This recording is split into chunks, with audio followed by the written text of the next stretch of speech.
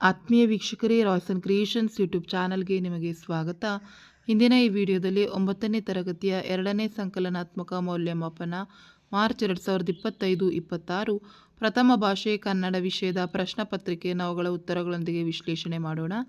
ಯಾರೆಲ್ಲ ಮೊದಲ ಬಾರಿ ನಮ್ಮ ಚಾನಲ್ ನೋಡ್ತಾ ಇದ್ದೀರಾ, ಸಬ್ಸ್ಕ್ರೈಬ್ ಮಾಡಿ ಹಾಗೂ ನಿಮ್ಮ ಫ್ರೆಂಡ್ಸಿಗೆ ಶೇರ್ ಮಾಡಿ.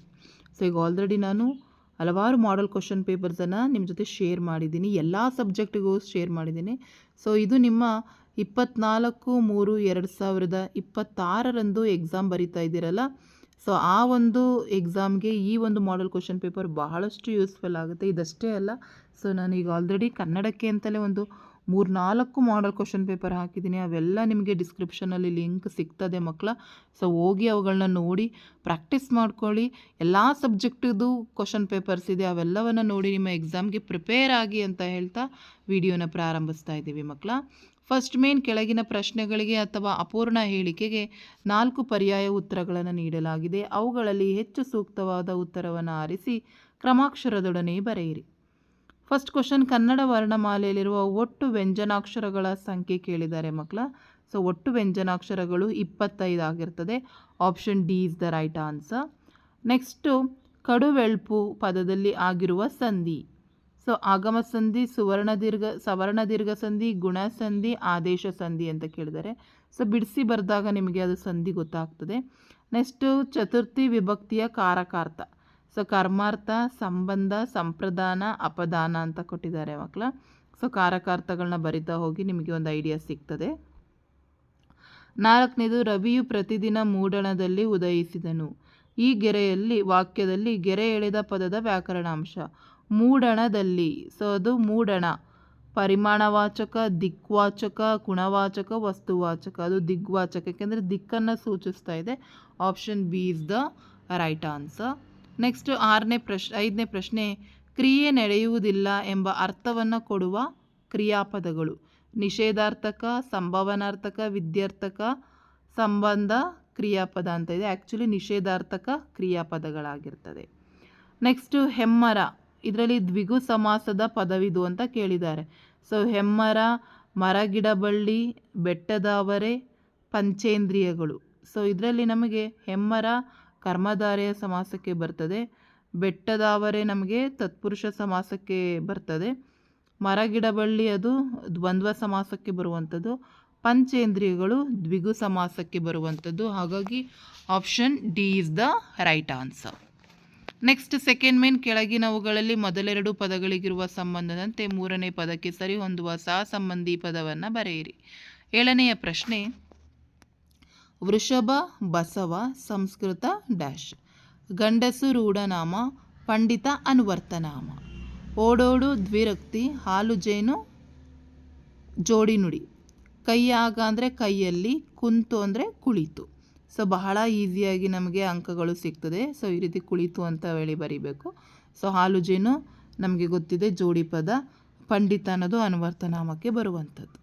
ನೆಕ್ಸ್ಟ್ ಥರ್ಡ್ ಮೇನ್, ಕೆಳಗಿನ ಪ್ರಶ್ನೆಗೆ ಒಂದೊಂದು ವಾಕ್ಯದಲ್ಲಿ ಉತ್ತರಿಸಿ.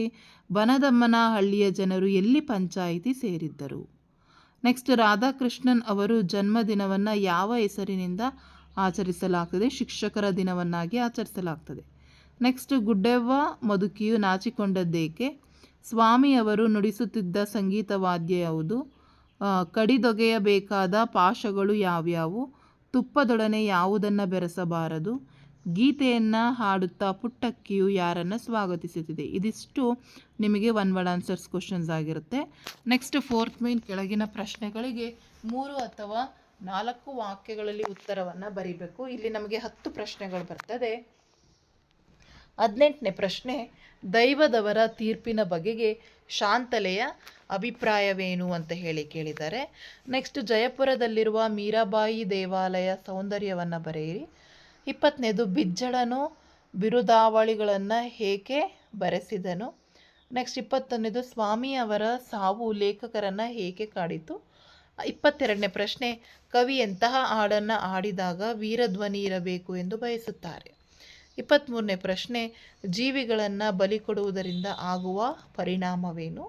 24ನೇದು, ಬೇರೆ ಭಾಷಿಕರು ತನ್ನ ಕೃತಿಯನ್ನು ಹೇಗೆ ಹೊಗಳಬೇಕೆಂದು ಕವಿ ಬಯಸುತ್ತಾರೆ? ನನ್ನಾಸೆ ಕವನದಲ್ಲಿ ಕವಯತ್ರಿ ವ್ಯಕ್ತಪಡಿಸಿದ ಆಸೆಗಳ ಕುರಿತು ಬರೆಯಿರಿ. ದುರ್ಗಪ್ಪನು ಶಂಕರಣ್ಣನಿಗೆ ಕುಲದ ಬಗೆಗೆ ಹೇಳಿದ ಮಾತುಗಳು ಯಾವುವು? ಪಂಡರಿಬಾಯಿ ಅವರು ಕಲಾವಿದೆಯಾಗಿ ರೂಪುಗೊಳ್ಳಲು ಸಹಕರಿಸಿದ ಅಂಶಗಳು ಯಾವುವು? ಸೊ ಇದಿಷ್ಟು 10 ಪ್ರಶ್ನೆಗಳು. ಸೊ ನಿಮಗೆ ಈಗ ಆಲ್ರೆಡಿ ಐಡಿಯಾ ಸಿಗ್ತಾ ಇದೆ. ಎಲ್ಲ ಮಾಡೆಲ್ ಕ್ವಶನ್ ಪೇಪರ್ ನೋಡ್ತಾ ಹೋದಾಗ ತುಂಬ ಕ್ವಶನ್ಸು ರಿಪೀಟೆಡ್ ಆಗಿದ್ದಾವೆ. ಹಾಗಾಗಿ ಅವುಗಳನ್ನು ಹೆಚ್ಚು ಕಾನ್ಸಂಟ್ರೇಟ್ ಮಾಡಿ ನೀವು ಓದ್ಕೊಂಡ್ರೆ ಎಕ್ಸಾಮ್ಗೆ ಬಹಳ ಯೂಸ್ಫುಲ್ ಆಗ್ತದೆ ಮಕ್ಕಳ. ನೆಕ್ಸ್ಟ್ 5th ಮೇನ್, ಕೆಳಗಿನ ಕವಿಗಳ ಅಥವಾ ಸಾಹಿತಿಗಳ ಜನ್ಮಸ್ಥಳ, ಕಾಲ, ಕೃತಿ ಮತ್ತು ಬಿರುದು, ಪ್ರಶಸ್ತಿಯನ್ನು ವಾಕ್ಯ ರೂಪದಲ್ಲಿ ಬರೆಯಿರಿ.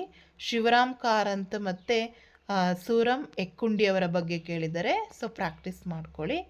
ನೆಕ್ಸ್ಟ್ ನಿಮಗಿಲ್ಲಿ 6th ಮೇನಿಗೆ ಬಂದರೆ, ಕೆಳಗಿನ ಪದ್ಯ ಭಾಗಕ್ಕೆ ಪ್ರಸ್ತಾರ ಹಾಕಿ ಗಣ ವಿಭಾಗ ಮಾಡಿ ಛಂದಸ್ಸನ್ನು ಹೆಸರನ್ನು ನಾವು ಅಲ್ಲಿ ಬರಿಬೇಕಾಗ್ತದೆ. ಸೊ ಇಲ್ಲಿ ನಮಗೆ 3 ಲೈನ್ ಇರೋದ್ರಿಂದ ಷಟ್ಪದಿಗೆ ಬರುವಂಥದ್ದು ಮಕ್ಕಳ. ಸೊ ಮೊದಲನೇ ಲೈನನ್ನು ಲೆಕ್ಕ ಹಾಕಿ 1 2 3 4 5 6 7 8 10 11 12 13 14 15 16 17 ಪದ. ಸೊ ಇದು ನಿಮಗೆ ನೆನ್ಪಿಟ್ಕೊಂಡಿರಿ ಮಕ್ಕಳ, 14ಕ್ಕಿಂತ ಒಳಗೆ ಬಂದರೆ ಅದು ಭಾಮಿನಿ ಷಟ್ಪದಿಗೆ ಬರ್ತದೆ. 14 ಪದಗಳಿಗಿಂತ ಅಕ್ಷರಗಳಿಗಿಂತ ಜಾಸ್ತಿ ಬಂದರೆ ಅದು ವಾರ್ಧಕ ಷಟ್ಪದಿಗೆ ಬರ್ತದೆ ಮಕ್ಕಳ. ಹಾಗಾಗಿ ಛಂದಸ್ಸನ್ನು ಚೆನ್ನಾಗಿ ನೆನ್ಪಿಟ್ಕೊಳ್ಳಿ. 14ಕ್ಕಿಂತ ಒಳಗಿದ್ರೆ ಭಾಮಿನಿ, 14ಕ್ಕಿಂತ ಮೇಲಿದ್ರೆ ವಾರ್ಧಕ ಷಟ್ಪದಿ. ನೆಕ್ಸ್ಟ್ ನಿಮಗೆ 7ನೇ ಮೇನಿಗೆ ಬಂದರೆ, ಕೆಳಗಿನ ವಾಕ್ಯದಲ್ಲಿರುವ ಅಲಂಕಾರವನ್ನು ಬರೆದು ಲಕ್ಷಣ ಬರೆದು ಸಮನ್ವಯಗೊಳಿಸಬೇಕಾಗ್ತದೆ. ಇಲ್ಲಿ ಬಿರುಗಾಳಿಗೆ ಸಿಲುಕಿದ ಮರಗಿಡಗಳು ಬೀಳುವಂತೆ ಭರತ ಕುಲದ 105 ಬಾಲಕರು ಬಿದ್ದರು. ಸೊ ಇಲ್ಲಿ ನಮಗೆ ಹೋಲಿಕೆ ಮಾಡ್ತಾ ಇದ್ದಾರೆ ಮಕ್ಕಳ. ಹಾಗಾಗಿ ಇದು ಉಪಮಾಲಂಕಾರ. ಸೊ ಬಿರುಗಾಳಿಗೆ ಸಿಲುಕಿದ ಮರಗಿಡಗಳು ಉಪಮೆಯ ಆಗಿರ್ತದೆ. ಭರತ ಕುಲದ 105 ಬಾಲಕರು ಅದು ಉಪಮಾನ ಆಗಿರ್ತದೆ. ಸೊ ಅಂತೆ ಉಪಮವಾಚಕ. ಸಮಾನ ಧರ್ಮ ಬಿದ್ದರು. ಇಲ್ಲಿ ಉಪಮೇಯವಾದ ಬಿರುಗಾಳಿಗೆ ಸಿಲುಕಿದ ಮರಗಿಡಗಳನ್ನು ಉಪಮಾನವಾದ ಭರತ ಕುಲದ 105 ಬಾಲಕರಿಗೆ ಹೋಲಿಸಲಾಗಿದೆ. ಹಾಗಾಗಿ ಇದು ಉಪಮಾಲಂಕಾರ. ನೆಕ್ಸ್ಟ್ 8th ಮೇನ್, ಕೆಳಗಿನ ಗಾದೆಗಳಲ್ಲಿ ಯಾವುದಾದ್ರೂ ಒಂದನ್ನು ಗಾದೆಯ ಮಹತ್ವದೊಂದಿಗೆ ವಿಸ್ತರಿಸಿ. ತುಂಬಿದ ಕೊಡ ತುಳುಕುವುದಿಲ್ಲ, ಮಿಂಚಿ ಹೋದ ಕಾರ್ಯಕ್ಕೆ ಚಿಂತಿಸಿ ಫಲವಿಲ್ಲ. ಸೊ ಫಸ್ಟ್ ಗಾದೆ ಇಂಟ್ರಡಕ್ಷನ್ ಬರೆದು ಗಾದೆಯ ಮಹತ್ವದ ಬಗ್ಗೆ ಬರೀರಿ. ವೆರಿ ಇಂಪಾರ್ಟೆಂಟ್ ಆಗಿರುತ್ತೆ ಮಕ್ಕಳ. ನೆಕ್ಸ್ಟ್ 9ನೇ ಮೇನ್, ಕೆಳಗಿನ ವಾಕ್ಯ ಅಥವಾ ಹೇಳಿಕೆಗೆ ಸಂದರ್ಭ ಮತ್ತು ಸ್ವಾರಸ್ಯವನ್ನು ಬರೀಬೇಕು. So already ತಿಳಿಸ್ಕೊಟ್ಟಿದ್ವಿ. ಫಸ್ಟು ಆಯ್ಕೆ ಬರೀರಿ. ಯಾವ ಪಾಠದಿಂದ ಯಾರು ಬರೆದಿರೋ ಅಂಥದ್ದು 1 ಅಂಕ ಸಿಗುತ್ತೆ. ಸಂದರ್ಭಕ್ಕೆ 1 ಅಂಕ, ಸ್ವಾರಸ್ಯಕ್ಕೆ 1 ಅಂಕ. 33ನೇ ಪ್ರಶ್ನೆ, ಏರು ಜೌವನದ ಯುವಕರಂತೆ ಹಾಸ್ಯ ವಿನೋದಗಳಲ್ಲಿ ತೊಡಗುತ್ತಿದ್ದರು. 34ನೇದು, ಬಲರೆ ವೀರ ಆಹಾ ವೀರ. ನೆಕ್ಸ್ಟ್ 35ನೇದು, ಸಕಲ ಸುಖವಂ ಪೂಜೆಗೆ ಕೈಕೊಂಡು ಬರ್ಪೆನ್. 36ನೇದು, ನರಕದೊಳ್ ನಿವಾರಣೆ ಒಡೆಯವು. 37ನೇದು, ಮಹಾತ್ಮರ ಕೈಗೆ ಬೆತ್ತ ನಾನಾದೆ. 38ನೇದು, ಕೆಟ್ಟುಗೆ ಕೆಟ್ಟದಿರ್ಕೆ ಕಡಲಂ ಕಪಿ ಸಂತತಿ. ಸೊ ಇದಿಷ್ಟು ನಿಮಗೆ ಸಂದರ್ಭ ಸ್ವಾರಸ್ಯ. ಮತ್ತು ಇಲ್ಲಿ ನಿಮಗೆ ನೆಕ್ಸ್ಟ್ ಮೇನಿಗೆ ಹೋದರೆ ಪದ್ಯ ಭಾಗ ಪೂರ್ಣ ಭಾಗ ಓದಿ ಪೂರ್ಣಗೊಳಿಸ್ಲಿಕ್ಕೆ ಕೊಡ್ತಾರೆ. 2 ಪದ್ಯ ಕೊಟ್ಟಿರ್ತಾರೆ. ಯಾವುದಾದ್ರೂ ಒಂದನ್ನು ಆಯ್ಕೆ ಮಾಡಿ. ಇಲ್ಲಿ ಹೇಮಂತ ಋತುರಾಜ, ಅಲ್ಲಿಂದ ಮರುತಿನಿಲ್ಲ. ನೆಕ್ಸ್ಟ್ ಹೇಮಂತ ನಾಳಿಕೆ, ಅಲ್ಲಿಂದ ಜೀವಗಳ ಧರ್ಮ. ಸೊ 2ರಲ್ಲಿ ಯಾವುದಾದ್ರೂ ಒಂದನ್ನು ಆಯ್ಕೆ ಮಾಡಿ ಬರೆದು ಪ್ರಾಕ್ಟೀಸ್ ಮಾಡ್ಕೊಳ್ಳಿ ಮಕ್ಕಳ. ನೆಕ್ಸ್ಟ್ ಪದ್ಯ ಭಾಗ ಓದಿ ಅರ್ಥ ಮಾಡಿಕೊಂಡು ಅಡಕವಾಗಿರುವ ಮೌಲ್ಯವನ್ನು ಬರಿಬೇಕು. ಇಲ್ಲಿ ನಮಗೆ ಹಳೆಗನ್ನಡವನ್ನು ಕೊಟ್ಟಿದ್ದಾರೆ. ಸೊ ಅದು ಯಾವ ಪದ್ಯದಿಂದ ಆಯ್ಕೆಯಾಗಿದೆ ಬರೆದು ಅದರ ಸಾರಾಂಶ ಬರೆದು ತದನಂತರ ಮೌಲ್ಯವನ್ನು ಬರಿಬೇಕು. 12ನೇ ಮೇನ್, ನೆಕ್ಸ್ಟ್ ಕೆಳಗೆ ಪ್ರಶ್ನೆಗಳಿಗೆ 8-10 ವಾಕ್ಯದಲ್ಲಿ ಬರಿಬೇಕು. 41ನೆಯ ಪ್ರಶ್ನೆ, ರಾಜ್ಯಾಡಳಿತ ವಿಷಯದಲ್ಲಿ ರಾಮನ ಉಪದೇಶವನ್ನು ಸಂಗ್ರಹಿಸಿ ಬರೆಯಿರಿ ಅಥವಾ ರಾಜನಲ್ಲಿ ತಲೆದೋರಬಹುದಾದ 14 ದೋಷಗಳ ಬಗ್ಗೆ ವಿವರಿಸಿ. ಸೊ 2ರಲ್ಲಿ ಯಾವುದಾದ್ರೂ ಒಂದನ್ನು ಆಯ್ಕೆ ಮಾಡ್ಕೊಳ್ಳಿ. 42ನೇ ಪ್ರಶ್ನೆ, ಹರಿಶ್ಚಂದ್ರನು ನೀಡಿದ ಬಹುಮಾನವನ್ನು ತಿರಸ್ಕರಿಸಿದ ಗಾನರಾಣಿಯರು ಹೇಳಿದ ಮಾತುಗಳನ್ನು ಬರೆಯಿರಿ ಅಥವಾ ಹರಿಶ್ಚಂದ್ರ ಮತ್ತು ಗಾನರಾಣಿಯರ ನಡುವೆ ನಡೆದ ಸಂವಾದವನ್ನು ಸಂಗ್ರಹಿಸಿ ಬರೆಯಿರಿ ಅಂತೇಳಿ ಕೇಳಿದ್ದಾರೆ. ಸೊ 2ರಲ್ಲಿ ಯಾವುದಾದ್ರೂ ಒಂದನ್ನು ಆಯ್ಕೆ ಮಾಡಿ ಬರಿಬೇಕಾಗುತ್ತೆ. ನೆಕ್ಸ್ಟ್ 13th ಮೇನ್, ಕೆಳಗಿನ ಗದ್ಯ ಭಾಗವನ್ನು ಮನಸ್ಸಿನಲ್ಲೇ ಓದಿಕೊಂಡು ಕೊಟ್ಟಿರುವ ಪ್ರಶ್ನೆಗಳಿಗೆ ಉತ್ತರ ಬರೆಯಿರಿ. ಸೊ ಪ್ಯಾಸೇಜನ್ನು ಓದ್ಕೊಳ್ಳಿ ಮಕ್ಕಳ. ಈಸಿ ಇರುತ್ತೆ. ಆನ್ಸರು ಸಹ ಅಲ್ಲೇ ಇರೋದ್ರಿಂದ ಕ್ವಶನನ್ನು ಓದ್ಕೊಂಡ್ರೆ ನಿಮಗೆ ಅರ್ಥ ಸಿಗ್ತದೆ, ಇದು ಆನ್ಸರ್ ಸಿಗ್ತದೆ. ಗೌರಿ ಸಿದ್ದಪ್ಪನನ್ನು ರಾಚಪ್ಪನಿಂದ ಹೇಗೆ ಕಾಪಾಡಿದಳು? ಸೊ ನೋಡಿ, ಅದಕ್ಕೆ ಇಲ್ಲೇ ಆನ್ಸರ್ ಇದೆ ನೋಡಿ ಮಕ್ಕಳ. ಸೊ ನೋಡಿ, ಗೌರಿ ಅವನನ್ನು ಕೆಳಗೆ ಬೀಳಿಸಿ ತನ್ನ ಚೂಪಾದ ಗುಂಬನ್ನು ಅವರ ಎದೆಯ ಗುರಿ ಇಟ್ಟು ಇಲ್ಲಿ ನಿಮಗೇನು ಗೊತ್ತಾಗಲಿಲ್ಲ ಅಂದರೆ ಬೆಟರ್. ಸಿದ್ದಪ್ಪ ಒಮ್ಮೆ ಗೌರಿಯೊಂದಿಗೆ ಹೊಲಕ್ಕೆ ಹೋಗಿದ್ದ. ಇಲ್ಲಿಂದ ಇಲ್ಲಿಗೆ ಬರೀರಿ, 1 ಅಂಕ. ಆನ್ಸರ್ ಅದರೊಳಗೆ ಬರ್ತದೆ, ನಿಮಗೆ 2 ಮಾರ್ಕ್ಸ್ ಸಿಗ್ತದೆ. ನೆಕ್ಸ್ಟ್, ಗೌರಿ ಬಂದ ಮೇಲೆ ಸಿದ್ದಪ್ಪನ ಮನೆಯಲ್ಲಿ ಆದಂತಹ ಬದಲಾವಣೆಗಳು ಏನು? ನೋಡಿ, ಇಲ್ಲಿ ಗೌರಿ ಹುಟ್ಟಿದ ಮೇಲೆ ಸಿದ್ದಪ್ಪನ ಮನೆಯಲ್ಲಿ ಅದೃಷ್ಟದೇ ಬದಲಾಯಿತು, ಅವನ ಮನೆಯಲ್ಲಿ ಬೆಳಕು. ಸೊ ಹಾಗಾಗಿ ನಿಮಗೆ ಗೊತ್ತಾಗಲಿಲ್ಲ ಇಲ್ಲಿಂದ ಅಲ್ಲಿ ತನಕನೇ ನೀವು ಬರೆದುಬಿಡಿ, 2 ಅಂಕಗಳು ಸಿಗ್ತವೆ, ಒಟ್ಟಿಗೆ 4 ಅಂಕ.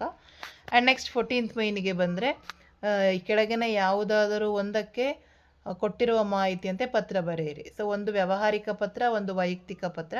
ಸೊ ನಿಮ್ಮನ್ನು ಶಿವಮೊಗ್ಗ ಜಿಲ್ಲೆಯ ಶಿಕಾರಿಪುರ ತಾಲೂಕಿನ ಈಸೂರು ಗ್ರಾಮದ ಸರ್ಕಾರಿ ಪ್ರೌಢಶಾಲೆಯಲ್ಲಿ 10ನೇ ತರಗತಿ ಓದುತ್ತಿರುವ ಶ್ವೇತಾ ಎಂದು ಭಾವಿಸಿಕೊಂಡು ನಿಮ್ಮ ಊರಿಗೆ ಪದವಿ ಪೂರ್ವ ಕಾಲೇಜು ಆರಂಭಿಸುವಂತೆ ಕೋರಿ ಶಿಕ್ಷಣ ಸಚಿವರಿಗೊಂದು ಮನವಿ ಪತ್ರ ಬರೆಯಿರಿ. ಅಥವಾ ನಿಮ್ಮನ್ನು ಕೊಪ್ಪಳ ಜಿಲ್ಲೆಯ ಸರ್ಕಾರಿ ಶಾಲೆಯ 10ನೇ ತರಗತಿ ಓದುತ್ತಿರುವ ಸುಜಯ್ ಎಂದು ಭಾವಿಸಿಕೊಂಡು ನಿಮ್ಮ ಶಾಲೆಯಲ್ಲಿ ಆಚರಿಸಿದ ಗಣರಾಜ್ಯೋತ್ಸವದ ಬಗ್ಗೆ ತಿಳಿಸುತ್ತಾ ಮಂಗಳೂರಿನ ವಿದ್ಯಾನಗರದಲ್ಲಿ ವಾಸಿಸುವ ಗೌರಮ್ಮ ಎಂಬ ಹೆಸರಿನ ತಾಯಿಗೊಂದು ಪತ್ರ ಬರೆಯಿರಿ.